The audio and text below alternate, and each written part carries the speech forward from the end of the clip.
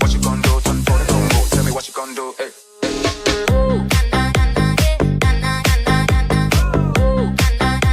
Lijep pozdrav svima, dobrodošli u epizodu broj 9 prvog gračanskog video podcasta. Moj današnji gost je Enes Begović, profesor tjelesnog i zdravstvenog odgoja u Gračanci. Enese, dobro večer i dobrodošao u naš podcast. Dobro večer, prije svega hvala na pozivu i vrlo rado se odazovem na ovakvu pozitivne priče kao što vi radite. Veliki pozdrav i za sve vaše gledalce i slušalce i evo svako dobro vam želim. Hvala puno.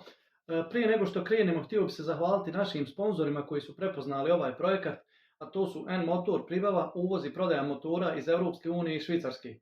Zatim stolarija Kasper Wood Piskavica, proizvodnja sobnih vrata i mnoge druge usluge, ali bit će kontakt tu pa možete kontaktirati za sve što vas zanima. Zatim Volvax Truck Service, usluga servisiranja kamiona i pored njih nalazi se jedan poseban naš sponsor iz Tuzle, to je Marca Komercijalista kojim se zahvaljujemo na skromnoj donaciji. Enese, hvala ti još jednom što si prihvatio naš poziv. Međutim, danas moram naglasiti da je bilo priče da je trebao gostovati još jedan tvoj kolega. Možeš li mi reći nešto više o tome, zašto ga nema? Moj kolega profesor Almir Deveđić, nažalost, evo iz privatnih razloga nije mogao da prisustvuje. Biće prilike, nadam se da je neka drugi put, on će se vrlo rado odazvati. Evo, danas kažem iz privatnih razloga. Ok, hvala ti. Danas smo odlučili da pričamo o jednoj posebnoj temi, odnosno o projektu koji su pokrenuli Enes i Almir zajedno. Možeš li nam reći nešto više o tome projektu? Pa evo ovako, ovaj projekat Škola odbojke u Gračanici, Almir i ja već nekoliko godina unazad, dok smo još bili kolege, zajedno radili u mješovitoj srednjoj školi kao profesori i mi smo razmišljali o tome kako da pokrenemo projekat da oživimo mušku odbojku, prije svega u gradu. I onda smo, sve ima uslovi, nema uslovi, teško je to sve organizovati, kako finansirati, znate da je ovo onda, što se tiče finansiranja, da je najteži taj dio, s obzirom da moramo, evo, i sale, termini, nedostatak tih sportskih objekata koji su nam bili prepreka u samom početku. I onda smo, odgađajući do prije, evo, da kažem, pola godine, nekih tamo april, maj, i odlučili smo da pokrenemo baš mušku školu odbojke. I objavimo mi tamo preko društvenih mreža, ništa sad spektakularno i to, ali imali smo prilično finu najavu da ćemo u sali mješovite srednje škole početi sa školom odbojke za dječake i prvi trening nama se odazove nekih 13-14 dječaka i dođe jedna ili dvije djevojčice. Hajde, sad ušli su oni u salu, da pitaju, možemo li mi trenirati sa dječacima? Sad nama je žao odbiti bilo koje dijete koje dođe sad, koje je došlo u salu da se bavi sportom, a možete, rekao, evo dođite i vi. I oni su s nama malo tu trenirali, igrali. Sljedeći trening dolazi nama 10 djevojčica. Kaže, možemo li mi trenirati ovdje? Almir, ja sjednem onda, sad Almire, ovo je sad prerasta, a zašto mi onda ne bi pokrenuli škola odbojke Gračanica da se zove i da to budu i dječaci, djevojčice. Otprilike to je uzrast osnovnih škola, znači ima od 2. razreda pa do 9. I tako, mi smo onda pokrenuli, nismo htjeli odbijati nikog, već treći trening je došlo 15 i tako dalje, da je se sad taj broj, evo ovdje samo u Gračanci ima preko 50, 60 tako nešto aktivnih članova, što dječaka i djevojčica, gdje radimo kombinovano. Onda smo kroz nekih mjesec dana od kolega, isto profesor tjelesnog, Amir Selmović iz Orahovice, nam je dao ideju zašto ne biste vi pokrenuli u Orahovici za djevojčice, s obzirom da evo oni imaju nogometni klub i tamo treniraju dječaci, a nemamo za djevojčice, kaže, ništa. I samim tim naravno da se proširuje, kaže, pomoću vam ja. I mi smo tamo odlučili da krenemo i što je bila stvarno specifična situacija, prvi trening mi smo objavili, ništa to opet spektakularno. Dolazi nama preko 60 djevojčica prvi trening u Orahovici. Mi ne znamo u salu gdje ćemo s djecom, šta ćemo raditi. Mi smo se uhvatili za glavu koliko je to bilo. I evo da kažem, to su neki početci naši, pa evo, ukoliko bude pitanje još dalje. Tako da sad, evo, škola broji neki... Šta vas inspiriralo da pokrenete? Pa kažem, inspiriralo je prije svega da oživimo tu mušku odbojku. Inače, i profesor Almir je strastveni sportski radnik, strastveni profesor koji radi taj posao izuzetno dobro, mogu reći i sa velikim motivom i željom i radom. I onda sam, a ja s obzirom da sam bivši sportaš, čak i odbojkaš bivši, znači meni, to je u periodu nekom ratnom trenirali smo kod profesor Muhidin Halilović, zvani Cune, to je vjerojatno poznata škola odbojke koja je bila u Gračanici, a mi u ratnim vremenima nismo ni imali ništa drugo da treniramo osim odbojke, tako u fudbalu nije se moglo i mi smo trenirali, tako da je odbojkaški klub, ja sam prestao odbojku, nažalost, iz tih razloga da treniram tamo nekad kad sam krenuo u srednju školu, možda prvi srednji kad sam, evo. Ali zanimljivo da smo mi bili višestruki prvaci države u mlađim kategorijama. Znači u tim nekim ratnim i postratnim mi smo bili baš prvaci države u pionirskoj i član te selekcije sam čak ja bio. Evo tu su neki bili motivi evo da Znači ljubav prema odbojci nije se gasila nikako, bez obzira što ste trenirali fudbal i što ste bili orijentisani malo više nogometu. Tako je. A dobro, u biti ja volim sport. Ja volim sport i volim sportski život, uvijek sam sportski živio i kad se ugasio taj odbojkaški klub, ja sam odmah počeo da treniram fudbal, što je, ako pogledamo realno, kasno, tako prvi srednji, ja završavam prvi srednji i počinjem se baviti fudbalom. Trenirati u Brastvu, iako sam imao priliku, međutim, baš iz ljubavi prema odbojci nisam prije htio da počnem trenirati. Ali eto, onda je napravila se i neka karijera, ajde da kažem, ovdje nekako lokalno, igralo se dobrih 17-18 godina tog fudbala i bio sam u sportu uvijek uključen. Pored toga ja sam igrao i u Kaskadi, vjerovatno. Znate i to, da u nogometnom klubu Kaskada. Onda bilo je tu po ovim lokalnim klubovima malo šetanja, Brasto, Orahovica, Pribava, Malešići i tako. Malo nogometni turniri. Malo nogometni turniri, isto, to je opće poznato. Pogotovo u to neko vrijeme, kad je bila drugačija malo euforija i više se volio i taj sport.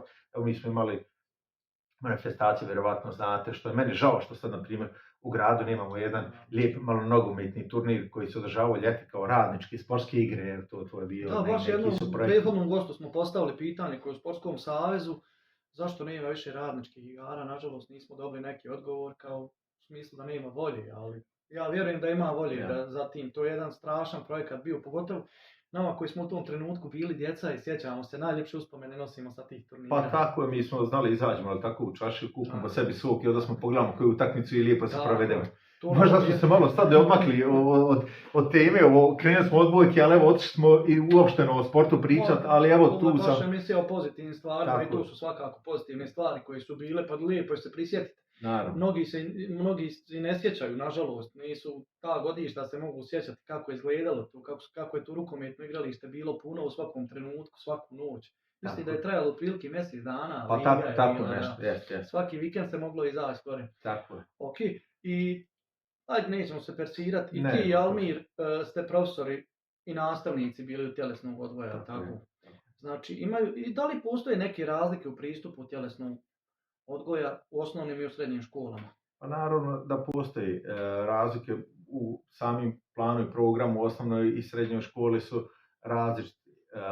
Raditi u osnovnoj školi je, ajde da kažem, kudikamo lakše zato što dođu malo manja djeca koji brže usvajaju, lakše i bolje ih slušaju, da se razumijemo. Dok u srednjoj školi dok dođemo, pogotovo, evo kod nas je problem to u Gračanci, vi znate da u kakvim uslovima se nastava tjelesnog i zdravstvenog odgoja odvija u mješovitoj srednjoj školi i gimnaziji, znači on ima jednu salu gdje mi nerijetko po 3-4 odjeljenja 100 djece bude u isto vrijeme, tako da tu pričat o nekim uslovima i radu je baš nezahvalno. Jesu prešla djeca gore u Nisu još. Imam neke nezvanične informacije da se radi na tom i da djeca će, ako Bog da, i trebaju da krenu. Ta dvorana jest napravljena između ostalog i za tu svrhu da se koristi kako bi omogućio tako što bolje uslove. Ja vjerujem da će to prepoznat svi koji su zaduženi i koji mogu uticati na to da ta djeca što prije krenu sa nastavom tjelesnog i zdravstvenog odgoja u sportskoj dvorani bazi. Dobro. Prilikom osnivanja škole odbojke, da li ste nailazili na neke prepreke? Pa naravno, kao i svakom poslu, bude prepreka. Mi smo imali najveću prepreku oko tih termina što se tiče sportskih objekata, sale, gdje, kako koristiti. Taman kad smo nekako pokrenuli, imali smo renoviranje sale u drugoj osnovnoj školi gdje smo imali par termina. Onda smo i tu imali neki mjesec i po, ajde da kažemo, pauzu, pa smo sve termine imali gore u mješovitoj srednjoj školi. Pokušali smo i u nekim drugim školama još, ali ne bih to sad što je negativno i što je gdje nismo mogli dobiti termin, nije ni bitno iz kojih razloga, evo, mi smo se, hvala Bogu, snašli, uspjeli smo naći termine i evo, zahvaljujem se i sad moram to naglasiti direktoru BKC-a Nedžatu Peljti koji nam je omogućio trenutno sad da imamo 2 termina u sportskim dvoranama, jedan u sportskoj dvorani Luke, jedan u sportskoj dvorani gore Bazen, pa evo i to nama je veliko, iako nije, na primjer, po jedan termin smo dobili, neko bi rekao, ali evo nama je sad za sad veliko i puno nam znači. Koliko imate termina sedmično? Koliko treninga? Mi 3 put sedmično smo u Orahovici i kod nas imamo 6 dana sedmično. Zato što ovdje imamo neke 3 grupe i onda smo podijelili, ne možemo uskladiti termine pa sada imamo grupa za grupom, pa da na primjer za jedan dan odradimo, nego jedan dan 2, sljedeći dan drugi 2 i tako. Kako stignete od svojih privatnih obaveza, poslovnih? Pa to je sad malo pitanje i škakljivo, evo kako stignemo. Ja sam sad s treninga došao ovdje kod vas da snimim, pa evo kako volim sport i hoću da idem gledati rukomet, što kaže, i stalno smo u pokretu i nije lako, da se razumijemo, nije lako, ali evo još uvijek imamo volje i motiva i uskladili smo se, Almir i ja se dobro slažemo oko tog, znači izlađemo susret kad treba meni, kad treba njemu. Evo, možemo reći samo da od početka, znači za pola godine možda smo odgodili 2 ili 3 termina, da smo odgodili da nismo mogli stići, čisto iz privatnih nekih razloga. Ja. Ali evo, borimo se, trudimo se, nadamo se da ćemo iskreno vam kažem da bi voljeli da nađemo još nekog ko bi nam mogao pomoći malo da sarađujemo, da čisto sebi olakšamo. Ali i to je u nekim fazama dogovora, pregovora, pa evo, ukoliko bude još pogotovo širenja. Vi ste podijelili školu u kategoriji, ali po godištima ide ili? Pa otprilike to je po godištima, s tim da imamo starije i mlađe, ne možemo mi sad, imamo na primjer određen godišta 2010. ima njih malo više, 2009. malo manje, ali smo ubacili s njima i 2008. Mlađe sad, mislim 11. i 12. i tako. I otprilike to je, onda smo napravili od dvije starije grupe, to su otprilike predmetna nastava, ali da kažemo 7., 8., 9. razred, tu smo napravili 2 grupe, ajde da kažemo napredniju grupu i grupu koja, ajde nekim počecima, tako da novi članovi koji nam dođu, znači uvijek su dobrodošli, nikog ne odbijamo, imamo mogućnosti i kapaciteta da ih u adekvatnu grupu smjestimo kako bi oni mogli napredovati, pa dostići nivo da dođu u tu, ajde da kažemo, našu najelitniju grupu. Koji vam je cilj? Što se tiče cilja je masovnost. Znači nama je jedini cilj i motiv da omasovimo taj sport, da pokušamo, a evo i to smo blizu da odvojimo, pa da bude i škola odbojke za muškarce, dječake, znači i to će u skorije vrijeme, ako Bog da uspjećemo i takvu jednu grupu napraviti, a ovo da omasovimo i čisto da djeca provedu vrijeme u sali, da nisu kod kuće, da nisu na telefonima, da nisu negdje, ne znam, na nekim nepoželjnim mjestima i tako. Evo, to je nama čisto. Ostao sam dužan samo da kažem da smo dali jedan predivan poklon, to je ovaj jedan dres ili majica od škole odbojke, svakako ćemo rado nositi. Imamo tu ARK, imamo stolnoteniski klub, ovaj će svakako dres doći u pravu kolekciju, hvala još jednom na poklonu. Evo, na čemu, to je naš skroman poklon, evo, isto nismo još uvijek nabavili neki dresovi, imamo majice, ali nećemo ostati dužni, dobit ćete vi i dres naš. Hvala vam puno, rado ćemo reklamirati u našoj emisiji. Samo me zanima kako je lokalna zajednica prihvatila vašu ideju. Što se tiče lokalne zajednice, iskreno nismo nešto od njih tražili puno pomoći. Samo da vas ne diraju. Upravo tako, znači mi smo se, što kaže naš narod, uzaje se useju svoje kljuse i tako smo i krenuli. Nismo tražili pomoći ni od lokalne zajednice, ni od privrednika, ni od nekih sponzora.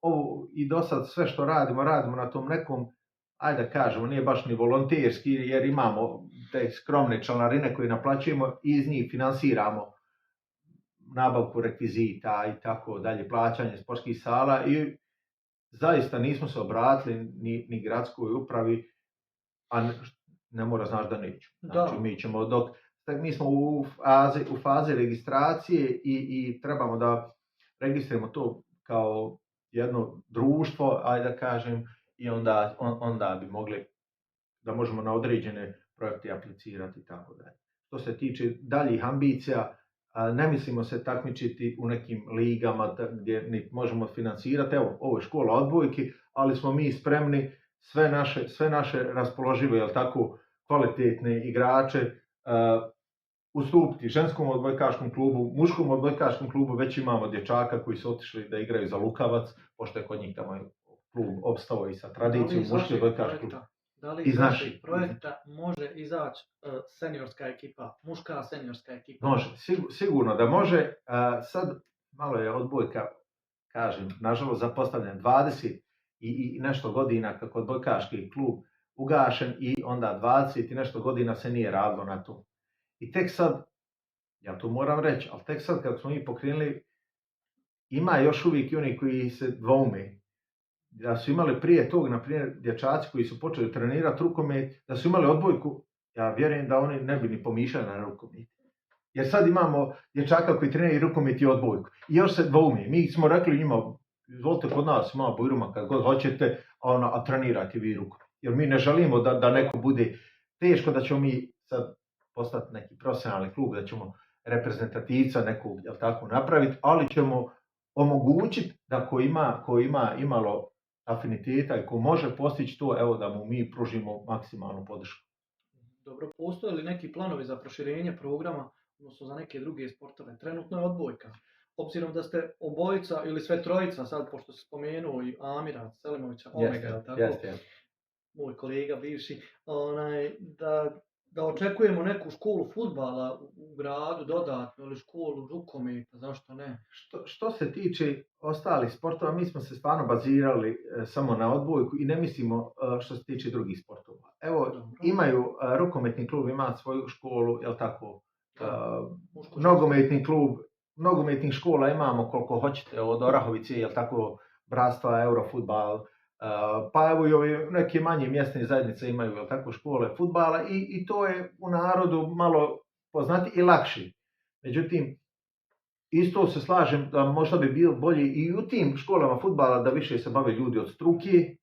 Evo, počet ćemo prvo od Bratstva, da imam ništa, ni protiv koga ništa, ja sam u Bratstvu poniko igrao fudbal, ja Bratstvo volim, ali definitivno ima tu neki prostora. Međutim, mi zaista smo se stavili na raspolaganje, neki su nama rekli, neće, i dođe informacija do nas kao neće, profesori ba i neće da radi u klubovima.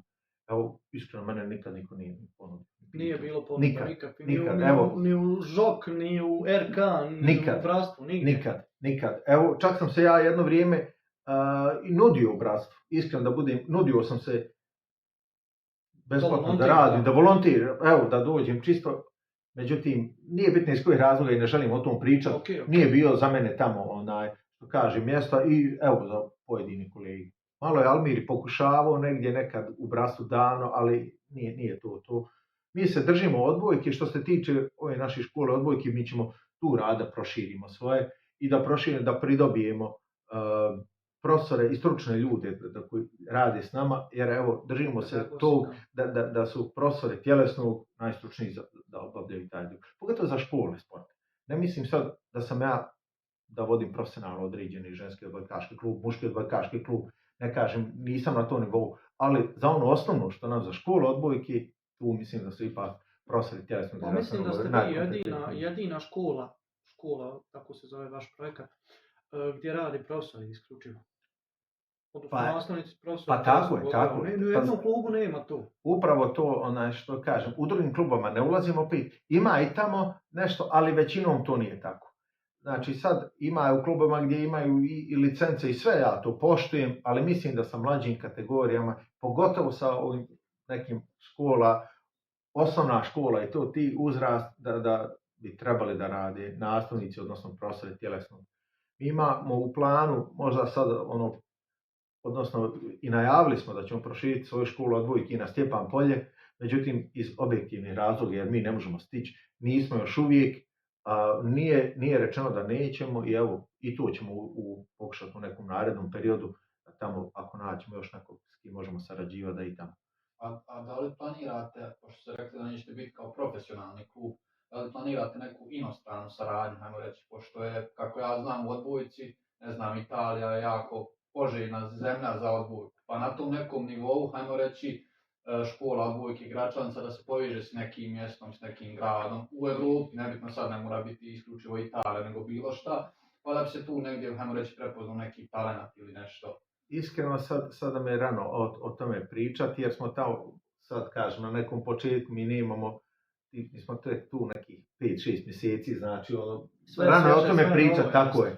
Ali evo, proširujemo samim tim što smo napravili ovaj jučerašnji turnir, možda ste propratili gore u sportskoj dvorani Bazen gdje smo okupili 4 škole odbojki sa prostora Tuzlanskog kantona, moram reći, jer je bila i škola iz Dubokog Potoka, kao Srebrniku što pripada, bila je škola odbojke Đakule, gdje isto vodi profesor tjelesnog Anel Zaketović. To nisam znao. Ima škola odbojke Polet, kako imaju Polet, Đakule imaju nogomet, ima i škola odbojke. Djevojčice su bile učene takmičenja i dolazio na klub Miričina, isto organizovao ženski odbojkaški klub, isto tih uzrasta, pa smo mi napravili neki, ajde da kažem, prijateljski turnir, neki mini gdje smo odigrali 2 kola jučer u sportskoj dvorani Bazen, mi smo bili odmah i organizatori tu. Evo, to je ta neka saradnja gdje, a za ubuduće vidjet ćemo. Znači, da li će se proširiti na neku... Naravno. Mi preporučujemo, evo imamo, sad kažem, par momaka smo i Lukavac preporučili da idu gore trenirati. Jedno djevojčice smo skoro u ženski odbojkaški klub, baš na moju preporuku sa ljudima iz ženskog odbojkaškog kluba. Gračanica. Mi nismo konkurencija njima, nikakva, tako je. Mi smo kao podrška, evo, rekli smo im, ima jedna djevojčica koja bi mogla vam, možda nek vam dođe na trening, pogledajte i evo, ostala i trenira, sad tamo i nama je drago vidjeti, evo sad da znamo da u ženskom odbojkaškom klubu ima naša jedna povlastica. Da ste usmjerili. Tako. Super. Ostavit ću ti jedno pitanje koje sam svim gostima postavio ranije, a to je da imamo mnogo kolektiva. Možda si prava osoba, siguran sam da si prava osoba da odgovoriš na to. Mnogo sportskih kolektiva, ali premalo odličnih rezultata. Da sad kažem, imamo ARK, imamo ženski rukomet, žensku odbojku, bratstvo, spomenuo si neke klubove. Šta nam to fali sad? Šta nam fali iz osnovne škole da krenemo? Da li nam je to sistem neki koji treba? Upravo tako. Znači, kvalitet može doći samo iz masovnosti. Ali masovnost mora se pružiti kvalitet. Znači, džabe nama ako dođemo 100 djece na trening, a mi ne možemo adekvatno se njima posvetiti. Znači, mora biti stručni kadar koji će raditi s djecom. To je prvo. A iz masovnosti bi isplivao i kvalitet. Mi imamo, hvala Bogu da u Gračanici imamo i ajde da kažem, profesionalnih stvarno sportskih klubova kao što su rukometni klub, pa i bratstvo, ali realno za Gračanicu to apsolutno nije popraćeno rezultatima. Gledajući na organizacijski i na budžet tih klubova i na sredstvima koje tako raspolažu, infrastrukturom i svim, nemamo i, nažalost, ali ja se ne mogu ni sjetiti kad smo imali državnog prvaka u nekom sportu. Kolektivnom sportu. Ja kako znam, zadnji put je 2001. rukometni klub kad je osvojio. Bilo je poslije tog, ima malo nogometni klub Kaskada. Da, vidite gdje je Kaskada sad. Ja. Nažalost. Evo, nažalost. I to je dovelo do nekom, ajde da kažemo, taj sistem ili ne znam, nema šta bih rekao, da li se pogrešno usmjeri. Isto protiv bratstva nemam ništa, ali za mene je apsurd da bratstvo igra ovoliko godina tu prvu federalnu ligu, a svi gradovi koji su manje moćni, ajde da kažemo, od Gračanice i manje, pa bar su jednu godinu okusili tu Premier ligu da vidi. Evo, bratstvo nikad nismo, iako imamo, kad pogledamo, sve su to profesionalci, igrača, tako sa strane i tu je negdje, vjerovatno negdje nešto škripi. Sad, da li i tu nešto treba, a ja bih volio da vidimo i da bratstvo uđe u Premier ligu i da vidimo bratstvo, da vidimo ovdje, kad dođe nam Sarajevo, Željo, tako i tako, te renomirani, pa da vidimo. Rukomet bih volio da vidim, da se bori za titul prvaka. Mi nekako, ajde, borili smo se Uvijek prije smo godinu, ono, dvije, da, u vrhu smo da. i tamo i onda padnemo. I nešto, uvijek nam nešto malo fali. Znači, evo, najsretniji bi bio da i mi imamo da proslavimo titulu. Ali evo, kažem, sad, možda je najlakši put da se do tog dođe je preko muške odbojke. Da. Vjerujte da je to sport koji nije toliko, ajmo reći, zastupljen i koji sa malim sredstvima može se napraviti veliki uspjeh. To je najkraće rečeno. Kao profesor poznat je, mislim, nemam šta govoriti, nastavni plan i program. Zanima me samo da li bi kao iz ugla građanina nešto promijenio, da li bi uključio neke sportove. Poznato je da mi nemamo plivanje na fizičkom, nemamo infrastrukturu, naravno, nemamo stolni tenis. Ne, ja ne bih tu ništa mijenjao iz ugla građana i roditelja, nego bi ja tu iz ugla svoje struke mijenjao. Znači, mi moramo, bolje, da. Ja, tako je, znači, ako želimo evo, u sportu da napravimo neke pomake, ne kažem sad samo na lokalnom nivou, ne pričamo o lokalnom nivou, evo i na nekom većim nivoima, reprezentativnim, jel tako, na državnim nivoima, ako želimo da napravimo, moramo malo sistem provesti. Baza je osnovna škola i baza je nastava tjelesnog i zdravstvenog odgoja. Tu odatle sve počinje. Koga može promijeniti? To, evo, mi možemo, ne trebamo daleko ići. Jedan profesor moj na fakultetu je davno rekao, kaže, mi da bi vidjeli kako i šta trebamo raditi, ne treba daleko, trebamo otići samo do Slovenije i prepisati od njih. U Sloveniji je to, oni u osnovnim školama imaju nastavu tjelesnog i zdravstvenog odgoja 3 dana u sedmici, 3 časa, znači već su povećali, ali to da bi oni postigli, rekli su nama treba infrastruktura, jel tako? Kako ćemo mi sad plivanje, mi nemamo bazena, jel tako? Kako ćemo mi pričati o skijanju, nemamo skijališta. Kako ćemo mi pričati o 3. času nastave tjelesnog, mi nemamo salu da održavamo ni ovo što trebamo, do sad 2, jel tako? To se, znači, prije svega moramo krenuti sa infrastrukturom i napraviti i onda povećati tu nastavu. A iskreno, pogotovo nastavu tjelesnog i zdravstvenog odgoja, ne kažem sad nešto što sam te struke, ali to je djeci sve potrebni. Znači, ako imaju matematiku i bosanski, koju stvarno cijenim i treba da imaju tako i 4 časa sedmično, a tjelesnog 2, a vjerujte da je jedan onaj čas tjelesnog kad djeca izađu i kad se malo isprazni, da puno bolje uče i ostali predmeti. Nažalost, na fizičkom času oni šta mogu sad raditi kad je njih 100 u srednjoj školi? Pa upravo. Odbojka, ništa. Zato ja kažem. Da li se može sama koncepcija časa promijeniti, da čas tjelesnog ne traje 45 minuta, da on bude izuzetak i da traje, ne znam, recimo sat vremena, sat i 15 minuta, jer jednostavno nije matematika, nije bosanski, nije nešto drugo, nego jednostavno ima, hajmo reći, priprema, tijek svoj. Da li to je neki mali korak? 45 minuta za ove što se tiče škole, baš znači časova redovni, 45 minuta je dovoljno aktivnosti za taj. Znači, nama ne treba, to nije trening.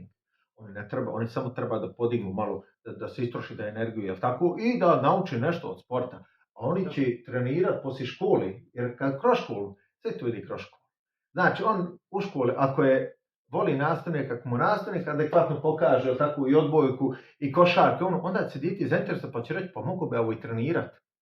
Ako sad dođemo i sad samo kažemo nećemo, ajde ba nemamo mi uslova pa baci djeci loptu da se djeca samo igraju, normalno je da nema, šta će probuditi želju djetetu da igra odbojku ako nema sale, ako nema mreže, ako nema lopti za odbojku.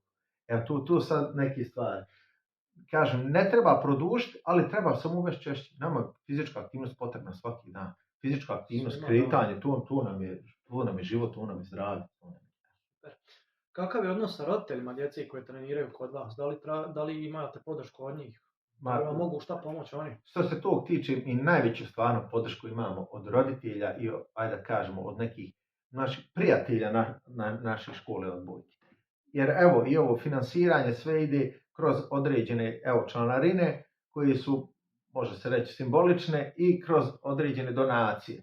Nijotkog nismo tražili, ne tražimo, već dobrovoljno kad dođe neko kaže i mi, evo vidjet ćete i na ovoj majici, ne znam ni koja je reklama s prednje strane i tako dođe i javi se ljudi, hoćete, može, i mi to sve, što kaže, transparentno uradimo, evo dajte, ako si dao toliko novaca za toliko majica oštampamo i evo da se zna gdje su.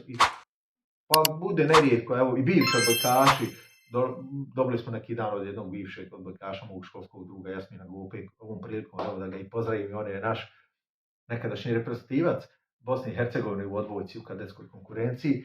Znači, od njega smo dobili donaciju 4 lopte, onaj nam dođe, da nam nešto, kupimo 2 lopte. Super. I tako dalje. Znači, ljudi su prepoznali vaš... Pa ljudi su prepoznali, evo i ovo juče što je bilo, nažalost nismo možda bili u kontaktu dovoljno da se proprati, bila je manifestacija, ali evo, obavezat se da u budući da te obavijestimo pa da vidiš.